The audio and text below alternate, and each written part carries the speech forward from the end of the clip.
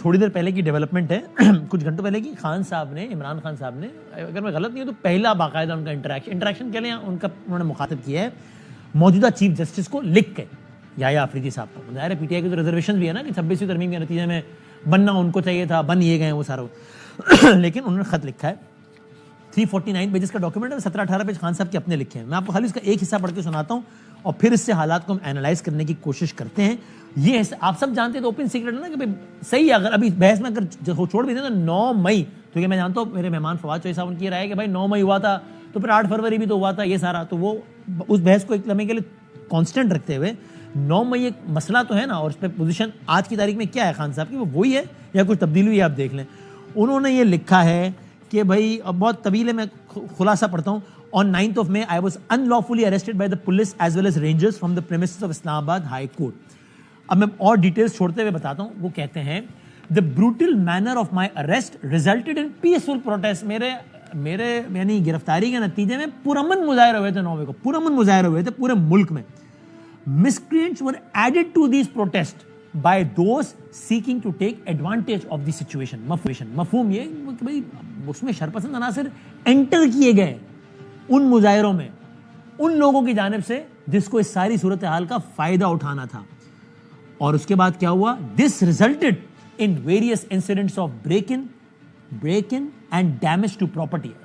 کون سی properties damage ہوئی تھی 9 مئی کو؟ آپ سب جانتے ہیں. بریک ان کہاں ہوا تھا؟ آپ سب جانتے ہیں. تو this resulted in various incidents of break-in and damage to property that had nothing to do with my party or its policy of peaceful protest. The reaction of the state was repressive. The events of 9th May were used as a pretext to arrest thousands of members and supporters of PTI across the country. یہ خان صاحب کی یہ آج کی position ہے. بھائی ہمارے پرامن مظاہرے کیے، شر پسند داخل کیے گئے، ظاہر وہ اداروں کی طرف اشارہ کریں ان کی طرف سے داخل کیے گئے، اس کے نتیجے میں جو ہے وہ بریک ان اور یہ سارا معاملہ ہو گیا اور پھر اس کا فائدہ اٹھایا گیا اور ہمارے ہزاروں بندہ ہمارا اندر کر گیا. علی امین گنڈاپور صاحب، گورنمنٹ یہ کہتی ہے کہ وہ مان چکے ہیں مذاکراتی کمیٹی میں کہ یار ہمارے لوگوں نے لائن کراس کر لی، ہمارے لوگ گھس گئے تھے. میں مانتا ہوں ان کو سزا دو، لیکن اتنی سزا اتنی ڈیزرو کرتے ہیں، اس سے زیادہ نہیں دو. کمیٹی کے اندر کیا کہانی کا ہمیں نہیں معلوم، لیکن جو کیمرے پر کہا وہ تو ہمیں معلوم ہے.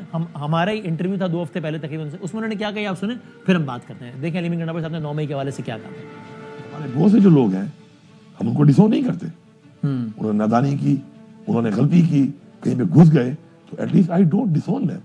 دے ور مائی پیپل، وہ ہماری پارٹی کے لوگ تھے. And they should be punished اور دے شوڈ بی فارگیون. جو بھی دیکھیں غلطی کی قانون کے مطابق سزا ہے وہی ملنی چاہیے. غلطی کو میں اس لیے آن کرتا ہوں کہ اگر میرا کوئی شخص ہے نادانی کی وجہ سے، غلطی کی وجہ سے، بیوقوفی کی وجہ سے، جذبات کی وجہ سے اگر تو یار وہ اگر ایک لائن کراس کر گیا ہے تو اس لائن کراس کرنے کی سزا کتنی ہونی چاہیے وہ اس کو ملنی چاہیے. غلطی کا مطلب یہ نہیں ہے کہ آپ اسے ناجائز کریں اور ذاتی انا بنا کر کسی کے ساتھ اس حد تک چلے جائیں، کبھی آپ کو گولیاں ماریں، کبھی آپ کو ٹارچر کریں، ٹارچر بھی آپ اس لیول کا کریں.